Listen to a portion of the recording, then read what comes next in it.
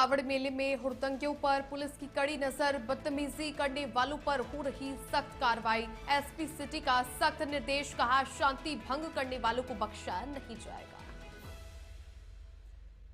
प्रदेश में इस साल भी मानसून के कारण भारी तबाही, अभी तक 25 लोगों की मौत, 18 लोग घायल और 8 लोग लापता। हर साल आफत लेकर आता है मानसून।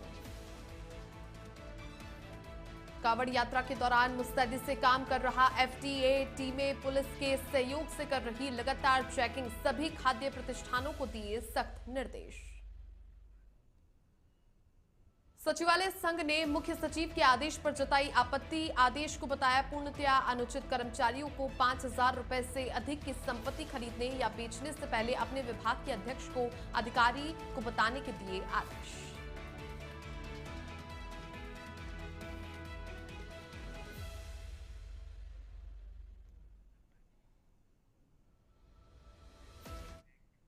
नमस्कार, वंदे भारतम नेशन उत्तराखंड देख रहे हैं आप और आपके साथ हूं मैं छवि फागड़ा। बुलेटिन की शुरुआत करते हैं। अब खबर नैनीताल से है, जहां पर लालकुआ पंचायत चुनाव में जीत हासिल करने के लिए उम्मीदवारों ने अपना अपना चुनावी प्रचार अभियान को तेज कर दिया है। इसी क्रम में गोलापार स्थित ग्राम सभा खेड़ा से क्षेत्र पंचायत सदस्य पद के उम्मीदवार जगदीश चंद्र आर्या ने अपने समर्थकों के साथ ग्राम सभा के कई गांवों में घर घर जाकर लोगों से जनसंपर्क किया। इस दौरान उन्होंने लोगों की समस्याओं को सुना और उसे पूरा करने का आश्वासन भी दिया।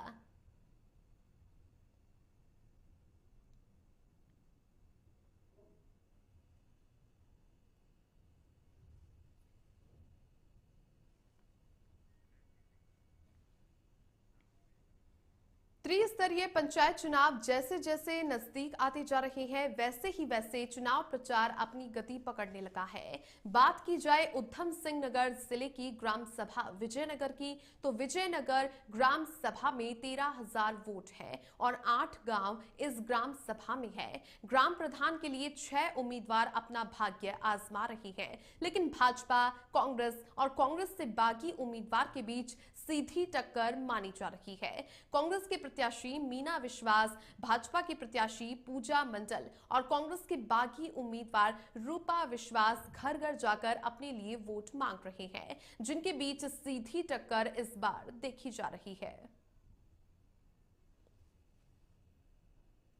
पूरे विजयनगर को मैं धन्यवाद करना चाहती हूँ, क्योंकि उन्होंने कई बार हमारे मदद की है। हमने जिला पंचायत में 2 बार उठे, मेरे पति और मैं, हर बार हमें भारी बहुमतों से जिताए और इस बार भी हम आशा करते हैं कि वो लोग सहयोग करेंगे, भारी मतों से जिताएंगे, क्योंकि हमने कभी नेता बनने की कोशिश ही नहीं की। मैं लोगों के बीच घूम रही हूँ, बहुत अच्छा रिजल्ट मिल रहा है मुझे, सभी मुझे आशीर्वाद दे रहे हैं और सभी का समर्थन मिल रहा है मुझे। देखो, मेरे पति ने इतना काम किया है, कोई पद में ना होते हुए भी उन्होंने इतना काम किया है, उसी रीजन में मुझे आज वोट मिलेगा। सब लोग कह रहे हैं कि सब मुझे ही आशीर्वाद दे रहे हैं, सबसे मुझे अच्छा ही विजन मिल रहा है। मेरे पति 10 साल से काम कर रहे हैं सबके बीच में और सबका मदद भी करते हैं, तो हम चाहते हैं कि हमें वोट देकर जिताएं। पूरे विजयनगर। और इधर मुख्यमंत्री पुष्कर सिंह धामी ने कावड़ियों से सहनशील व्यवहार करने की अपील की है। हरिद्वार दौरे पर रहे मुख्यमंत्री ने कावड़ियों के स्वागत के बाद ओम घाट पर आयोजित भजन संध्या कार्यक्रम में भाग लिया। मंच से दी जा रही भगवान शिव के भजन की प्रस्तुतियों के बीच मुख्यमंत्री भी भजनों की धुन में मग्न नजर आए। कावड़ मेले के बीच हंगामे और उपद्रव की घटनाओं पर मुख्यमंत्री ने कावड़ियों से अपील करते हुए कहा कि भगवान शिव ने सबके कल्याण के लिए हलाहल यानी विष पी लिया था और उसके बाद वो नीलकंठ हो गए थे। इसी तरह कावड़ियों को भी अगर कोई समस्या आती है तो उन्हें भगवान शिव का अनुसरण करते हुए सहनशीलता का परिचय देना चाहिए और ऐसा कोई व्यवहार नहीं करना चाहिए जिससे विघ्न बाधा उत्पन्न हो। मां गंगा का जल भगवान भोलेनाथ जी को अर्पित किया जाता है और बड़ी कठिन यात्रा करके सभी कांवड़ यात्री पहुंचते हैं। और जहां हम सभी जानते हैं भगवान भोलेनाथ शंकर जी, उन्होंने दूसरों की रक्षा के लिए यानी कि सबके कल्याण के लिए हलाहल पी लिया था, विष पी लिया था और वो नीलकंठ हो गए थे। इसलिए हमें कांवड़ में आने वाले अपने सभी कांवड़ यात्रियों से भी, उन भाइयों से, बहनों से, सबसे अपील करता हूँ, कहीं पर अगर कोई परेशानी भी होती है तो भगवान शिव का अनुसरण करते हुए अपनी यात्रा से किसी को परेशानी न हो, कोई दुविधा में न फंसे, किसी प्रकार की विघ्न बाधा न हो। भगवान आप सबकी प्रदेश के मदरसों में छात्रवृत्ति के नाम पर हुई गड़बड़ियों को लेकर मुख्यमंत्री पुष्कर सिंह धामी ने सख्त रुख अपनाया है। पूरे मामले की गंभीरता को देखते हुए सीएम धामी ने विशेष सचिव अल्पसंख्यक कल्याण डॉक्टर पराग मधुकर धकाते को उच्च स्तरीय जांच के आदेश दिए हैं। जांच की शुरुआत में ही एक चौंकाने वाला मामला सामने आया, जहां सरस्वती शिशु मंदिर हाई स्कूल जैसे गैर अल्पसंख्यक शिक्षण संस्थान को कागजों में अल्पसंख्यक विद्यालय दिखाकर छात्रवृत्ति की बंदरबात की गई। इससे साफ होता है कि कुछ अफसरों और संस्थाओं की मिलीभगत से योजनाओं का दुरुपयोग किया गया।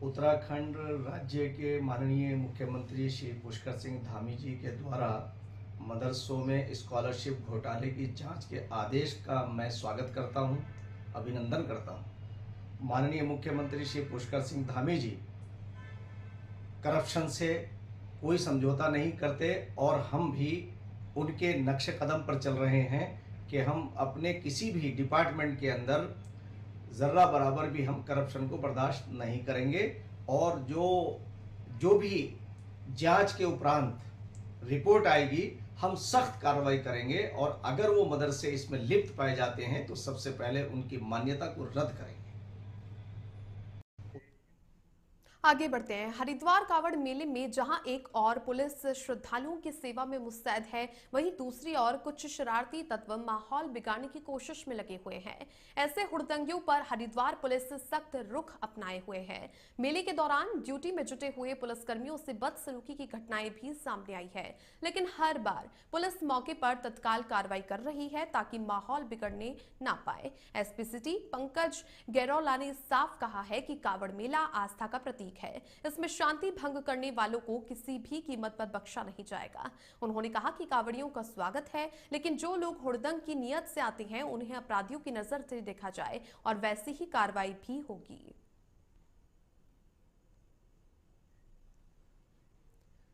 उत्तराखंड में हर साल मानसून आफत लेकर बरसता है। इस साल भी अभी तक भारी तबाही का मंजर देखना पड़ा, जबकि 1/3 मानसून अभी भी बचा हुआ है।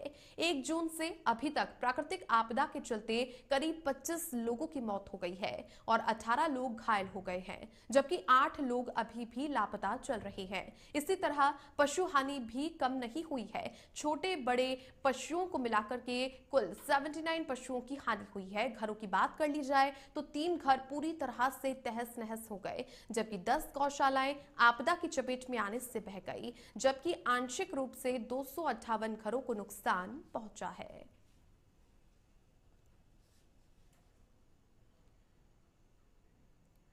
उत्तराखंड के मुख्य सचिव आनंद बर्धन ने उत्तराखंड राज्य कर्मचारी आचरण नियमावली 2022 के तहत कर्मचारियों को 5,000 रुपए से अधिक की संपत्ति खरीदने या बेचने से पहले अपने विभागाध्यक्ष और अधिकारी को ये बताने के निर्देश दिए हैं। उन्होंने कहा कि इसका उद्देश्य सरकारी तंत्र में पारदर्शिता, जवाबदेही और अनुशासन सुनिश्चित करना है।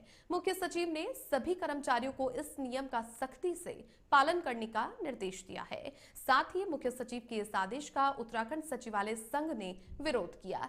सचिवालय संघ के अध्यक्ष सुनील लखेड़ा ने कहा कि ये आदेश कहीं से भी उचित नहीं है। उन्होंने कहा कि हम इस आदेश को वापस लेने के लिए मुख्य सचिव से बात करेंगे। उन्होंने कहा कि सचिवालय संघ की बैठक में इसका विरोध करने का निर्णय लिया गया है। सचिवालय संघ के अध्यक्ष ने कहा कि अगर कोई निर्णय लिया जाता है, कोई फैसला किया जाता है, तो वो IAS अधिकारियों और सभी कर्मचारियों के लिए एक समान लागू होना चाहिए।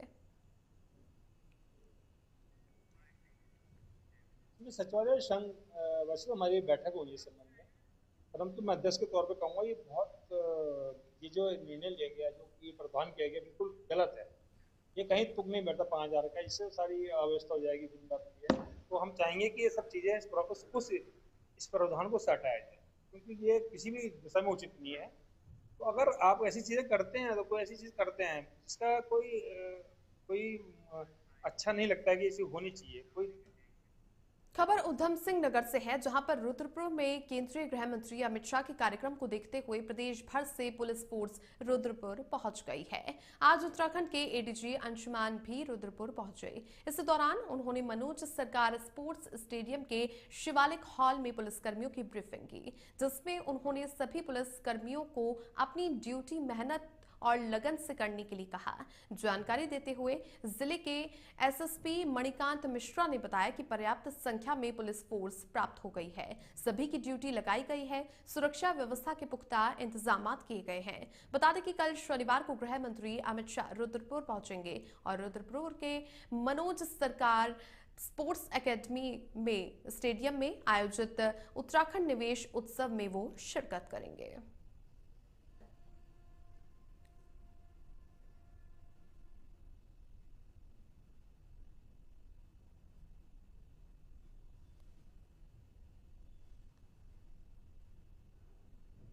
माननीय केंद्रीय गृह मंत्री महोदय का कल रुद्रपुर में आगमन है निवेश उत्सव में। इसके लिए पर्याप्त संख्या में पुलिस बल उपलब्ध हुआ है और उनको ड्यूटी के हेतु लगाया गया है। एयरपोर्ट पंतनगर से कार्यक्रम स्थल तक रूट की व्यवस्था के प्रभारी, कार्यक्रम स्थल के प्रभारी अलग और एयरपोर्ट के प्रभारी अलग, इन सब की ड्यूटी लगाई गई है। शाम तक हमारी सभी तैयारियां पूरी हो जाएंगी। कल माननीय गृह मंत्री जी आ रहे हैं, जो हमारी एमओयूज हुए हैं इंडस्ट्रीज़ के, उसके ग्राउंडिंग सेरेमनी। माननीय गृह मंत्री जी के कार्यक्रमों द्वारा 1 लाख करोड़ के निवेश की ग्राउंडिंग यहाँ पर होगी।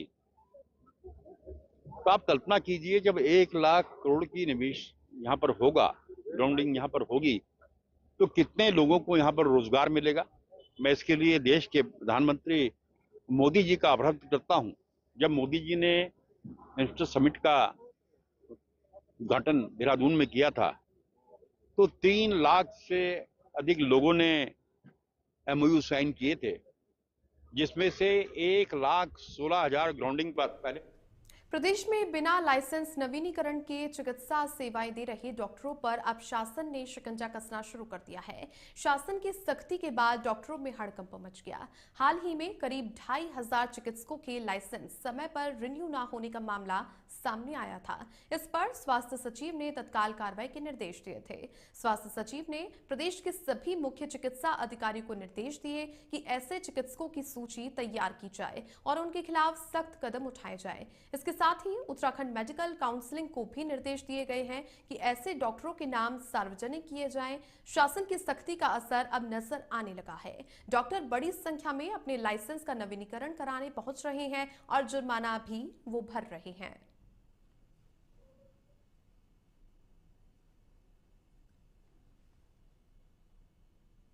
मैं आपको बताना चाहता हूं कि उत्तराखंड में लगभग 17,500 के आसपास रजिस्ट्रेशन है, जिसमें से 6,000 के आसपास लोगों ने अपना एनओसी लेकर दूसरे प्रदेशों में चले गए हैं।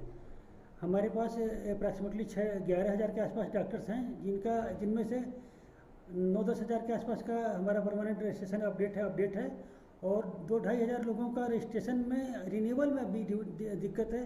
और रिन्यूअल के लिए सचिव साहब का जो पत्र प्राप्त हुआ है, तो महानिदेशक निदेशालय के थ्रू जब समस्त सीएमओ को जाएगा तो अब खबर चमोली से है, जहां पर 18 दिन पहले अपने ससुराल से लापता कलावती देवी का पुलिस आज तक पता नहीं लगा पाई है, जिससे नाराज होकर कलावती के मायके पक्ष के लोगों ने आज कोतवाली में आकर कोतवाल से मुलाकात कर जल्द ही अपनी बेटी कलावती का पता लगाने की मांग की। उन्होंने चेतावनी देते हुए कहा कि यदि 3 दिन के भीतर मामले का खुलासा नहीं हुआ तो धरना प्रदर्शन किया जाएगा।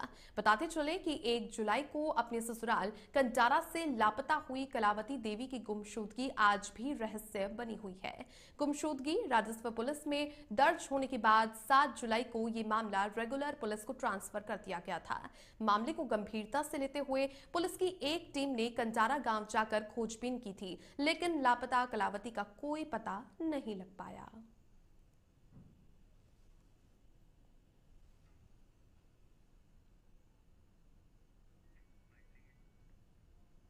जो क्षेत्र यहाँ पे है, मांग हमारी यही है कि जो 5 लोग हैं, 5 या 6 लोग जितने भी उस ससुराल पक्ष वाले हैं, अभी तक उनकी अरेस्टिंग क्यों नहीं हुई है? अगर मायके पक्ष से वो बिटिया गायब हुई है, ससुराल पक्ष से वो बिटिया अगर गायब हुई है, गई कहाँ है? मतलब एक घर में 2 मियाँ बीवी साथ में रह रहे हैं, उसी कमरे से वो गायब हुई है, उस गांव से गायब हुई है, किसी न किसी को तो जरूर पता होगा। और दूसरा, हम चाहते हैं कि जो बच्चे हैं वो बच्चे यहाँ नाना नानी को सुपुर्द किया जाए। आज उसी मामले में हम आए थे। पुलिस ने बताया कि लोग आपका साथ देंगे और अपनी फोर्स को बढ़ाएंगे, और हमें नहीं लगता कि इतने दिनों से हमारी बिटिया गायब हुई है। देखो, आज पूरे प्रदेश में बेटी बचाओ बेटी पढ़ाओ का नाम गूंज रहा है। मातृशक्ति हमारी सुरक्षित नहीं है। कहीं ना पहाड़ों में देखा जाए तो हमारी बेटियां बिल्कुल सुरक्षित नहीं है। इसके जो कलावती हमारी बेटी गायब हुई है, हमें जल्द से जल्द न्याय चाहिए, नहीं तो हम यहाँ पर उग्र आंदोलन शुरू कर देंगे। खबर देहरादून से है, जहां पर सत्ताधारी पार्टी बीजेपी के वरिष्ठ नेता और राज्य पूर्व सैनिक कल्याण सलाहकार परिषद के अध्यक्ष कर्नल अजय कोठियाल ने एक मिसाल कायम की है। उन्होंने पूर्व सैनिक कल्याण सलाहकार परिषद के अध्यक्ष के रूप में मिलने वाली सभी सरकारी सुविधाएं लेने से इनकार कर दिया। कर्नल कोठियाल ने सैनिक कल्याण निदेशालय को भेजे गए एक पत्र में अनुरोध किया है कि इस मद में खर्च होने वाले करीब 26.28 लाख रुपए प्रति वर्ष को पूर्व सैनिकों के कल्याण के लिए संचालित योजनाओं में लगाया जाए। उन्होंने कहा कि उन्हें सेना से मिलने वाली पेंशन, कीर्ति चक्र और शौर्य चक्र के तहत मिलने वाली आर्थिक सहायता उनकी जरूरतों के लिए पर्याप्त है। उत्तराखंड राज्य गठन के बाद ये पहला मौका है जब किसी दायित्वधारी ने स्वेच्छा से सरकारी सुविधाओं का त्याग किया है।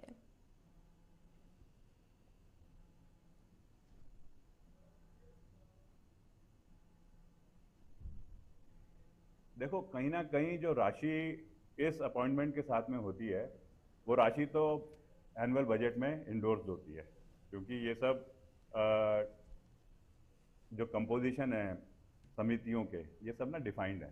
तो राशि तो कहीं आएगी, उस राशि को कहीं सरेंडर नहीं होना चाहिए, वो राशि का क्लेम होना चाहिए और उस राशि को फिर यूटिलाइज होना चाहिए कहीं किसी सोशल सोसाइटी को डेवलपमेंट करने के वक्त।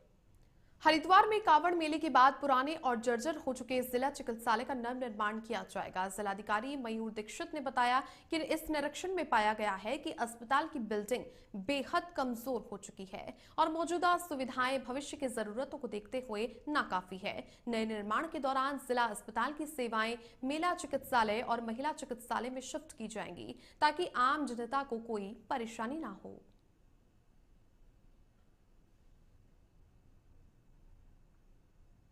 अस्पताल जो है उसकी बिल्डिंग का जो है रिनोवेशन किया जाना है। कहने का तात्पर्य है कि जो पुरानी बिल्डिंग है उसका मैंने निरीक्षण भी किया था, उसमें आफ्टर कावड़ हमने प्लान किया कि उसको शिफ्ट करेंगे हम, और उसका जो सर्विसेज है वो मेला चिकित्सालय में और साथ ही जो महिला चिकित्सालय है उन दोनों में हम डिवाइड करेंगे ताकि सभी व्यवस्थाएं भी बनी रहे। उसके बाद फिर जो नवनिर्माण होगा वो आगे प्रस्तावित होगा। तो ये जैसे कावड़ खत्म होगा इसको फिर हम इम्प्लीमेंट करना शुरू करेंगे। हरिद्वार में विश्व का सबसे ऊंचा भगवा ध्वज लगाया जाएगा। मुख्यमंत्री पुष्कर सिंह धामी ने 251 फीट के भगवा ध्वज स्थापित किए जाने की योजना का शिलान्यास किया। गंगा सभा और भारतीय नदी परिषद संयुक्त रूप से भगवा ध्वज के लिए स्थान का चयन करने की कोशिश में जुटी हुई है। इस ध्वज को हर की पैड़ी या दूसरे गंगा घाट के पास लगाया जा सकता है। मुख्यमंत्री पुष्कर सिंह धामी ने कहा कि देवभूमि उत्तराखंड में प्रवेश करने वाले लोगों को एक खास अनुभूति हो, इसके लिए प्रदेश की अन्य सीमाओं पर भी ऊंचे ध्वज लगाए जाएंगे। बताया जा रहा है कि मौजूदा सबसे ऊंचा भगवा ध्वज गुजरात में स्थापित है, लेकिन हरिद्वार में 251 फीट का सबसे ऊंचा भगवा ध्वज लहराता हुआ अब नजर आएगा।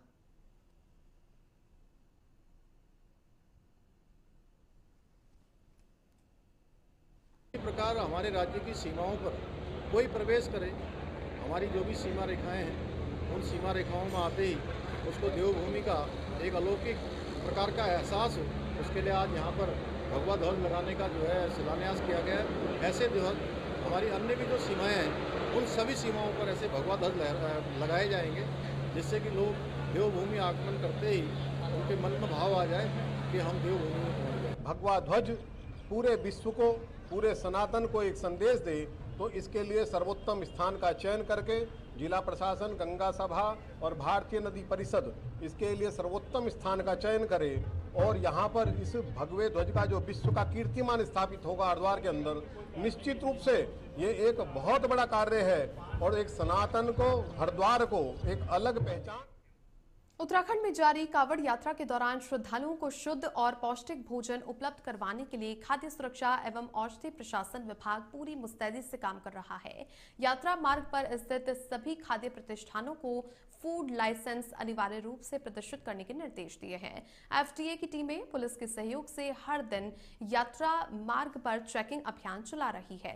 दुकानों, ढाबों और अस्थायी कैंपों में बिक रही खाद्य सामग्री की गुणवत्ता की गहन जांच की जा रही है। अपर आयुक्त खाद्य सुरक्षा और साथ ही औषधि प्रशासन ताजवर सिंह जग्गी का ये कहना है कि अभियान के तहत दुकानदारों को साफ निर्देश दिए गए हैं कि किसी भी हालत में मिलावटी या एक्सपायर्ड खाद्य पदार्थ ना बेचे जाएं।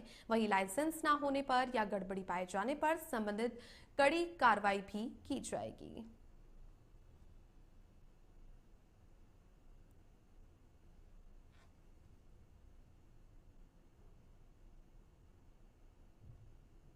यही कहूँगा कि जो भी रजिस्टर्ड है या लाइसेंस है उससे ही आप सामान खरीदें, क्योंकि अगर उससे कुछ भी प्रॉब्लम आती है तो हम उसको पकड़ सकते हैं। दूसरा मैं ये कहूँगा कि जैसा हमारा कैंपेन चल ही रहता है, कम नमक, कम तेल, कम चीनी, तो उससे भी आप अपने स्वस्थ जीवन को बनाए रख सकते हैं। और खबर नैनीताल से है, जहां रामनगर कोतवाली पुलिस और एसटीएफ की संयुक्त टीम ने लंबे समय से फरार चल रहे एक शातिर शूटर भगौड़े बदमाश को गिरफ्तार करके उसे कोर्ट में पेश करने की कार्रवाई की है। शुक्रवार को कोतवाली में कोतवाल अरुण कुमार सैनी और एसटीएफ के प्रभारी निरीक्षक एमपी सिंह ने संयुक्त रूप से घटना को खुलासा किया। कोतवाल अरुण कुमार सैनी ने बताया कि उत्तर प्रदेश के मेरठ का रहने वाला गुरप्रीत सिंह उर्फ गोपी एक शातिर शूटर अपराधी है। उन्होंने बताया कि उक्त आरोपी ने 27 जुलाई 2017 को रामनगर क्षेत्र के हल्दुआ इलाके में चेकिंग के दौरान अपने साथियों के साथ फायरिंग की थी और मौके से फरार हो गया था।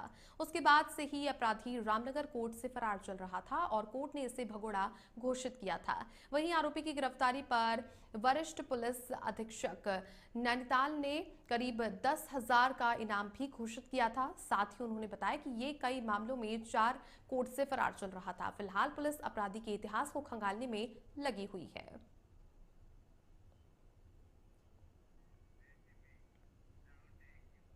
उत्तराखंड सरकार ने हाई स्कूल और इंटरमीडिएट के टॉपर्स छात्रों को देश के विभिन्न राज्यों और प्रमुख संस्थाओं में भ्रमण कराने की योजना शुरू की है। इस साल 1081 टॉपर्स छात्रों को शिक्षा विभाग विभिन्न क्षेत्रों का भ्रमण करवाएगा। पिछले साल इस योजना को शुरू किया गया था, जिसमें 156 बच्चों को 5 राज्यों का भ्रमण करवाया गया था। इस बार उत्तराखंड के मुख्य सचिव ने शिक्षा विभाग को निर्देश दिए हैं कि कम से कम 1000 टॉपर्स छात्रों को भ्रमण पर ले जाया जाए। इस बार कुल 1081 टॉपर्स छात्रों को देश के विभिन्न राज्यों और प्रमुख संस्थाओं के भ्रमण पर ले जाने के लिए कार्यक्रम निर्धारित किए जा रहे हैं।